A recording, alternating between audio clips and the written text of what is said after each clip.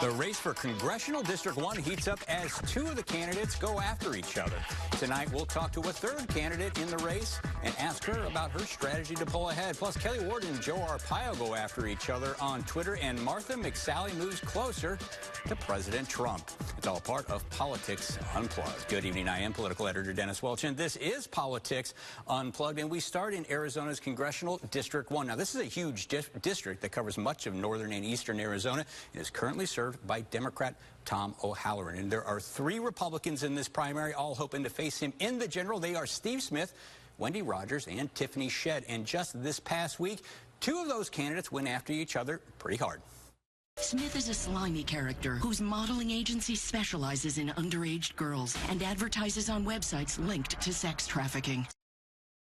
Latest ad from CD1 candidate Wendy Rogers attacking her opponent, State Senator Steve Smith. Smith works in the fashion industry as the director for the young agency. A check of the company's website shows male and female models of all ages, and despite what some might call racy photos of models, Steve Smith says his company follows Christian values, and he is calling on Rogers to get out of the race. The right thing to do is remove herself from this race and search her soul why she would stoop so low. And joining us now is that third Republican in the race, Tiffany Shedd. I want to thank you very much for joining us. And I want to start with just getting your reaction to the mudslinging going on by your two other opponents. Well, it actually makes me incredibly sad for our district and the constituents of our district. And, you know, the reason is one of the reasons I decided to run is Arizona 1 has been pretty forgotten. And we have so many big issues. And, you know, as a candidate, you can choose whether to go ahead and sling mud or try to deal with the issues that affect everyday people. And we made a conscious choice at the beginning to not engage in that because there's just too much at stake for too many of the people in our district. And I think that a lot of people in Arizona 1 are tired of mudslinging. They want to talk about what's important to them. They want to know if they're going to have a job, and if they're going to have water, and if they're going to have reasonable power and things like that. And so I'm just disappointed that the race has gone this way. We're choosing to stay out of it and stick to the issues. And I'll tell you, sometimes the temptation's there because of the press and whatnot, but there's no job that's worth my integrity.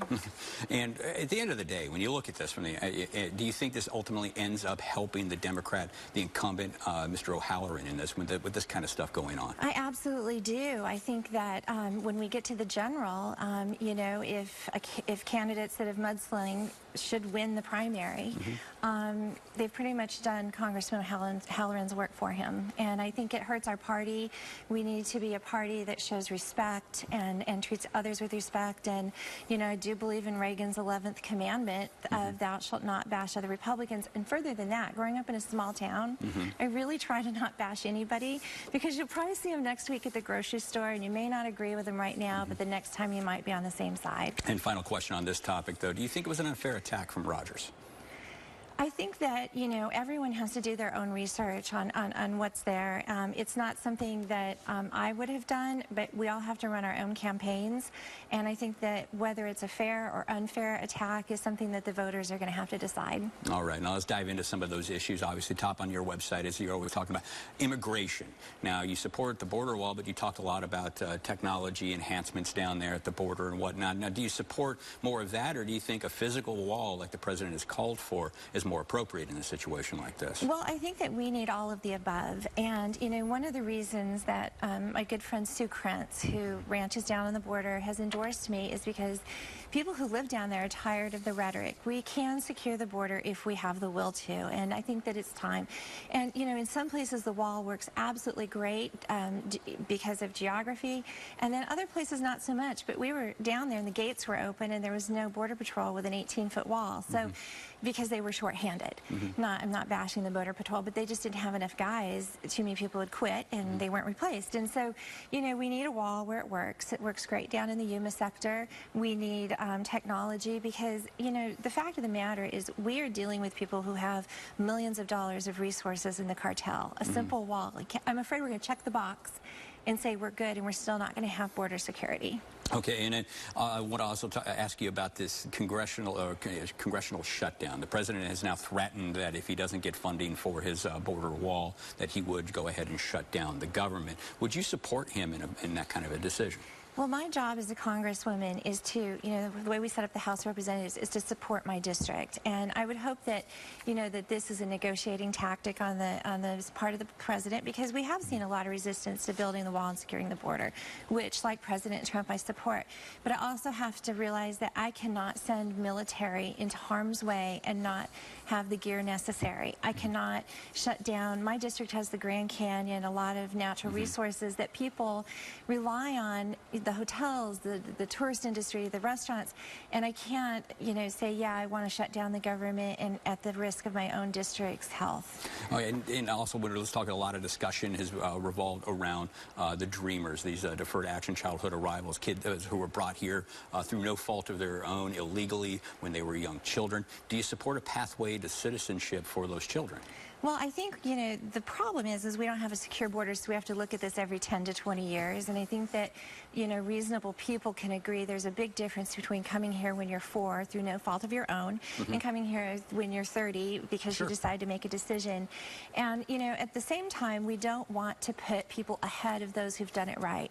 And so I think if we get the border secure, then we need to sort that out in a way that, it works for America, but it is also in a fair way that takes individual circumstances of those DACA kids into consideration. And another issue, I know I've spent a lot of time down at the border, and for people down there, one issue is labor. They depend a lot on labor down there to go work their fields, harvest their crops. Would you be in favor of expanding a worker program? Absolutely. And I think that, one of the things we make a mistake in the way we think about the border immigration workers, we think of it as one issue. To me, it's 3. Securing a border, having strong national borders is something a nation needs to do. Immigration of who gets to become a citizen is something that needs to work for the United States and changes with time. It has for the last 200 years. And then the third component is a guest worker program. We're punishing American businesses by allowing them to be short in labor, whether it's agriculture, construction, and all that's happening is they're moving their businesses elsewhere because they have labor shortages. And so we need to base that on real numbers of what real business needs and have a program that is streamlined, works. We know who's here, and people are treated fairly, both the employers and the people who come to work. Okay, let's move now to veteran care. You've talked about wanting to streamline care at the VA. Now, this is an issue Senator John McCain has tried to do for years. He's been frustrated about that. Now, what are if he can't get something done on this, what are you going to do about it? Well, I don't assume that 1 out of 535 can wave a magic wand, but some ideas I have about it are, one of the things that is working that the president has pushed forward, is the VA choice. I don't understand why we have a system that's not working. We've promised health care. Why can't we allow them to have a choice card that's basically like an insurance card, and they can go to any caregiver that they choose to go to?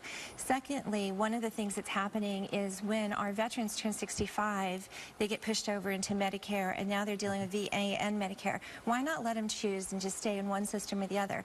I don't understand why now they have the double red tape so that they fall through the cracks and aren't getting care. Okay. And so I don't know how to get that through, but I know we'll try our best. Let's talk a little bit more about the broader health care system. I mean, would you support the repeal of Obamacare? Now, interestingly enough, that is a law that actually protects your daughter who does have type 1 diabetes.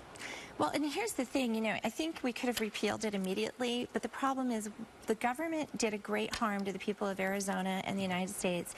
Obamacare, we lost our private insurance, and we had to scramble. Now we pay $24,000 a year in premiums as a family of 5, and rural Arizona lost health care providers, etc. And I think that what we need to remember is, it's pretty much been repealed piece by piece already, but federal government hurt people when they passed the Affordable Care Act. And when we repeal it completely, we have to do so in a manner that doesn't hurt people twice. You can't just drop people suddenly that you forced to be in a system, because, you do have people who need insulin. You do have people that need chemo and whatnot. And so let's not, as a government, let's not let Congress harm people twice, but go back to a free market, doctor-patient system, but do so in a way that doesn't just pull the rug out from under people who are reliant. Okay, now you've also said, let's talk about a little bit about guns, Second Amendment issues. You said you would never cast a vote that would infringe upon the Second Amendment, the right to bear arms. That is right. Does that mean that you would not support the closing of the gun show loophole, the banning of bump stocks, those types of devices? Yeah, I do not support that. And I'll tell you, a lot of times, you know, there's a misunderstanding. So you know what a bump stock is? Sure. It's a recoil reducer.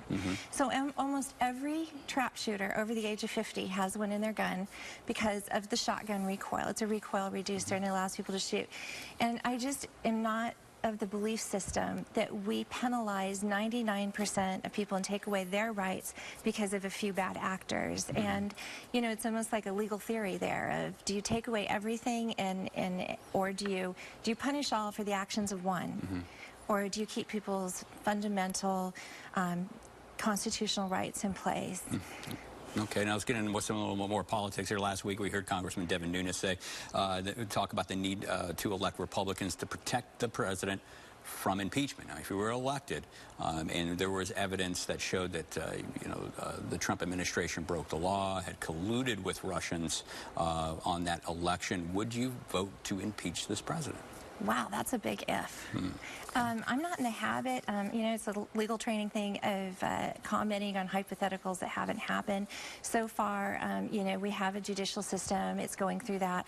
And so, you know, right now, and I actually don't think that the president did collude with the Russians. So until it's proven in a court of law, I'm not going to answer that. But I do support the president, and I don't want to see him impeached. He has done an amazing amount of good as a president to rein in overarching regulations, tax reform, etc. And so I guess we could say if any president did something incredibly illegal, would you impeach them? Well, I think that, you know, of course, that's the question everyone's had for 200 years of our republic. All right. Well, thanks a lot for joining us. That is all the time we have for this segment, but we have more Politics Unplugged just ahead. District 1 is not the only place the mud is flying. We'll head to Twitter and take a look at the war between Kelly Ward and Joe Arpaio. And the third Republican in that race moves closer to the president and lashes out at the media. Here's a quick look. I would like to introduce Martha McSally and thank her for all of her work. Martha McSally accepting the endorsement from the National Border Council at an airplane hangar in Scottsdale. The group represents 16,000 border agents and says the former combat pilot is the most qualified candidate in Arizona's Senate race when it comes to immigration. It's a big deal to me and a significant honor that I would receive the endorsement of the Border Patrol Council and those who they represent in this very high-stakes Senate fight. Afterward, we caught up with McSally to ask her whether she shares President Donald Trump's views on the media. He is frustrated with the hysteria out of what's supposed to be independent journalism that is hysterically against him and reporting on so many sideshows. McSally, who is running in a three-way Republican primary for an open Senate seat, also defended Trump's recent comments that journalists are the enemy of the people. And when asked twice whether she agreed with President Trump's views, McSally declined to say. Do you think journalists are enemy of the people? The mainstream media has shown that they are not neutral, and their hysteria against this president is very real and nonstop. We'll have more Politics Unplugged just ahead. Hold on. There's a $100 gift card. Are you serious? I'm gonna buy your groceries today. No way. Yes way. Oh my gosh, thank you. $8,000 toward tuition. Can I come give you a hug, my friend? I want to give back to him because he gives back to so many other people. You couldn't choose a better person to honor. $3,000 for you. Arizona's Family Surprise Squad is sponsored by your Valley Toyota dealers. Oh, yeah. If you have a car, you could get cash. With a Speedy Cash Express title loan, you get more cash, up to $5,000, and no clear title needed. Apply for a Speedy Cash Express title loan today and unlock more cash. Love that Speedy Cash. 5-hour line. elections. Voters outraged. Election day fiascos. Michelle Reagan botched Arizona's elections. Worse, Reagan sided with liberals, making it easier for illegal immigrants to vote. That's right. Michelle Reagan made it easier for illegal immigrants to vote in federal elections. It's shocking, but true. Michelle Reagan failed Arizona long enough. The conservative choice? Businessman Steve Gaynor. Lifetime NRA member. Pro-Trump Republican. Steve Gaynor for Secretary of State. We're learner and rope. We may not have the power to stop a car wreck, but we definitely have the power to stop it from ruining your life. In a wreck, pick up the phone now. We're available 24/7. Call 977-1900. Also handling criminal and DUI defense cases. You've worked hard all year. Let Express Flooring completely eliminate the anxiety of shopping for new flooring. Let us do the heavy lifting and bring flooring samples to your home. Save up to 66.5% off all in-stock flooring, including our huge selection of antimicrobial flooring to help reduce allergies and potential illness. Buy before Labor Day and Express will send you on a dream cruise for 2. You work hard. Let us take care of your new flooring needs and call Express Flooring today. Express Flooring is the best. Call 800-EXPRESS. No matter where you read it, hear it, or who quotes it, Spencer's will always beat it. Spencer's TV and Appliance. It's like having a friend in the business. If you have a car, you could get cash. With a Speedy Cash Express title loan, you get more cash, up to $5,000, and no clear title needed. Apply for a Speedy Cash Express title loan today and unlock more cash. Love that Speedy Cash.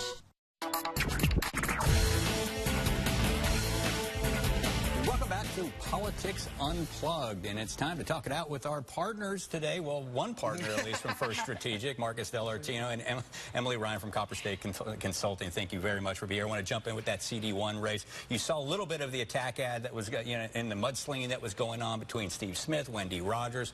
I want to ask you, get your reaction to this. Well, I think they both need to focus on the race and not on the insults back and forth. You know, Wendy Rogers has moved district to district trying to find a congressional seat without success for years, better part of the last decade. And, you know, I think her attacks on Steve Smith just feel desperate. And does this create an opening then for candidate Shedd? Oh, yeah, absolutely. I mean, she's going to position herself as I'm above the fray type of candidate, which is what she should do strategically. The problem is there's been so much time and effort and money spent on this in the last week. I'm not too sure either these candidates either destroyed themselves, both of them, or one of them will come out victorious and on the other side. And I think that this, you know, the question was whether Steve Smith should have even done his press conference tomorrow, or yesterday, I'm sorry. And I think that, you know, what you need to realize about Steve Smith is, one, nobody believes these allegations, but two is that he's emotionally invested, and I think he made a choice as a dad, as a husband, and least a candidate to say, look, I'm putting these rumors to rest. But ultimately, though, don't you think this is a big benefit to Tom O'Halloran, who is the incumbent Democrat? He's having the best week of everybody. Yeah, you know, he's just watching them all tear each other apart. It's been a good week. When you look at the attacks and the campaign stunts that have happened this week, the Democrats are having a good week. Well, I mean, it's a good transition. It's a good transition. Again, we can move over to that the Republican Senate primary over there, where you got Joe Arpaio, Kelly Ward. They've been slinging a lot of mud over there, and you know, back and forth, particularly here on Twitter. Among some of the tweets on our Arpaio side, a video of Ward and an alleged swingers club. No proof of that. We're looking a little bit at that, and for her part, Ward is tweeting out that the former sheriff is collapsing like origami. I mean, what is going on here, Marcus? Well, let's back up. And this whole thing plays out sort of like a telenovela, you know, those soap operas you see on Telemundo. This has been going on for about 6 months. Kelly Ward's campaign had 2 staffers. They were either resigned or been fired, depending on whose side of the story you hear. So for the last 6 months, we've seen this slow dip on Twitter by these 2 former staffers saying, we're going to get Kelly Ward. We've got the goods on her. We're finally going to get our own personal revenge. Lo and behold, what happens? Joe Arpaio hires him last week to staff his campaign. And then, so they've been on Twitter dropping these bombs on Kelly Ward. They've accused her husband of being a pedophile, which was just insane. The next thing was that they dropped this video that you just saw of her doing karaoke in a bar saying that she was drunk. And by the way, if that's a crime, 3/4 of America is going to prison here overnight. I have yet to see somebody sober doing karaoke, but regardless, this campaign, now you have the number 2 candidate and the number 3 candidate dueling to the death and killing each other off, which only lends credibility to the argument in the conservative circles that Arpaio was put up to this to sink Kelly Ward. Okay, I do want to talk a little bit, though, about the third candidate in here, the woman who is leading this race by the polling, and that is Martha McSally. Now, you saw some of the comments that she made about the press. She would not disavow the president's tweets. She was saying that the journalists are the enemy of the people, you know, and she defended those comments. Are you surprised? I'm not surprised. I think that it would be unwise of her to own the president's missteps and get in the habit of explaining him away. She's doing the right thing. I mean, if you watch Arpaio and Ward fight on Twitter, as Marcus was talking about, and, you know, either intoxicated or pretending to be intoxicated, one of the two, in a video rapping, none of it seems very congressional. You know, are we looking for our congressmen to be battling people on Twitter? It all has a really bad feeling. Okay, now this is going to be the final question of this segment. I got to ask you, Marcus, do you think the president's going to swoop in here last minute, make an endorsement? I think it certainly can happen. You can see what happened last week in some special elections across the country. He waited until about 24 hours before Election Day and made a last-minute announcement. Swooping in, I'm doubtful, but I think he could certainly send out a press release endorsing one of these candidates at the last minute. All right, we're going to take a quick break right now, but we have more Politics Unplugged just ahead. 2 top Republicans won't endorse Diane Douglas as she seeks re-election as superintendent of public instruction. A closer look at that race is still ahead. And President Trump's approval ratings overall remain below 50%, but among his most loyal supporters, it is a different story. A closer look at the bond that ties those voters to the president. Still ahead on Politics Unplugged. I used to be a defense attorney for large auto insurance companies. That valuable experience helps Hastings & Hastings get you every dollar you deserve. Experience matters, and with our discount fee, we charge less so you get more. You know when you're at Ross and that cute dress gets even cuter? Yes! Or when you can say yes to both? Sure. Or when you find that brand at that price? Are you kidding me? That's yes for less. And that's what Ross always has in store. Yes. Oh, yeah. Get your yes for less at the new Ross store in Maricopa. So every month I write a check for our health insurance. And it's out of control. It's going to continue to go up and up and up and up. It hurts. It hurts. It hurts writing that check. Martha McSally voted for this 5-time cost increase for health insurance. I mean, I don't know how anyone can afford it. I don't get it. I don't know what Martha McSally is thinking. It's an age tax, plain and simple. Just because we're over 50? We can't afford another tax. Martha McSally puts Washington ahead of Arizona. Red and Gold is responsible for the content of this ad. Instead of going to school every morning, what if school could come to you? Because learning happens anywhere and everywhere. K-12 powered schools provide a tuition-free, full-time, online public school education taught by state-certified teachers. It's public school at home. K-12's curriculum is designed to engage students, to challenge them. So visit K12.com today. Tuition-free in Arizona. Update your floors with Empire Today's $50 sale. Buy one room, get floors for all other rooms for $50 each. So when you buy one room, it's only $50 for laminate in the kitchen, $50 for carpet in the bedroom, and $50 for hardwood in the office. There's no limit. Buy one room, and it's $50 for floors in each additional room. Schedule now. 800-588-2300 Empire. Today. You're in an accident, hurt and in pain. The insurance company is demanding a recorded statement. Don't do it. Let us handle it. Call Hastings & Hastings, a firm you can trust. And remember, our discount fee means more money for you. And welcome back to Politics Unplugged. Emily Ryan and Marcus Dellartino is sticking with us, and let's stick with statewide politics here. And you wanted to talk a little bit about the governor's race here. It seems like one of the Democratic candidates in that race had interesting week. He ended up having to accept the resignation of one of his staff members, who first of all, had made some pretty incendiary tweets regarding the state and regarding police.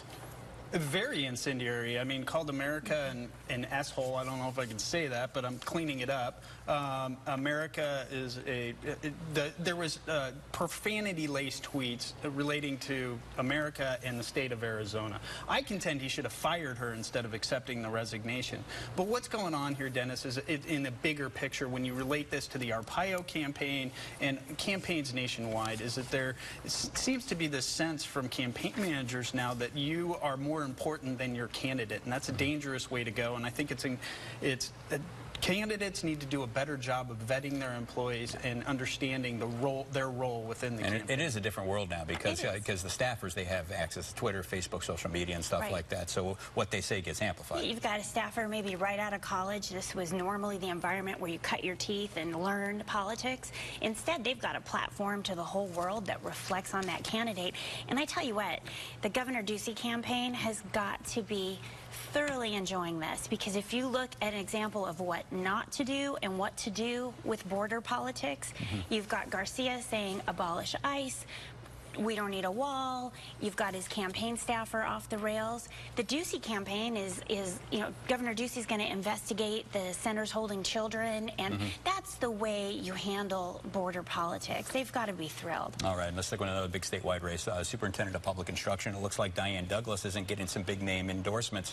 What's going on here? You know, this contention's been going on for a while. I mean, look at how many primary opponents she has. I mean, you knew that this was coming, and she's certainly had her moments with the state legislature and certainly with the governor on education policy. But frankly, within a four-way, five-way primary, I'm not too sure she doesn't come out the victor. There's not a lot of TV commercials going on about this race. There's not a lot of focus, and there stands a decent chance that she could end up winning. Yeah, and some pretty big names on this list, like taking back their endorsements, refusing to do so. Right. I mean, how did it get to this point? That's how she won the first time. Yeah. She's always been an anti-Republican establishment candidate. No, I'm a true conservative. She's more of a Kelly Ward type candidate. She falls into that camp far more than someone that Republicans would line up. And when you look back on her record, Dennis, frankly, she's been somewhat favorable to traditional public education. She's not been one of these Republicans who just pick charter schools or just private schools to champion. And so I think that might go a long way. All right, I want to move on now to let's talk a little bit about Trump support.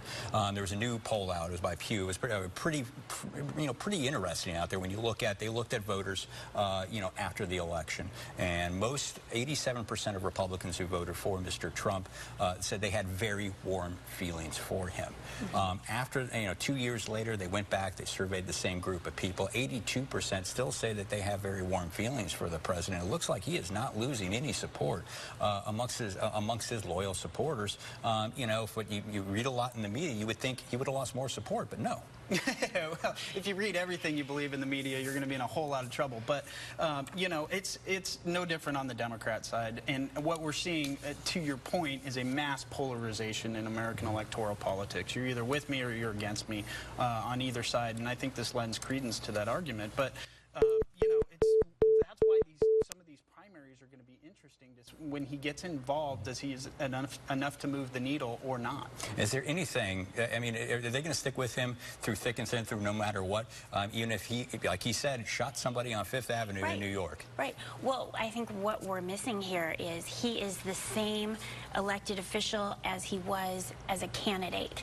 So his supporters aren't disappointed. As everyone else, he didn't run as the politically correct, composed statesman. He ran as a change agent, and people are getting what they voted for. All right, well, thanks a lot. That is all the time we have tonight.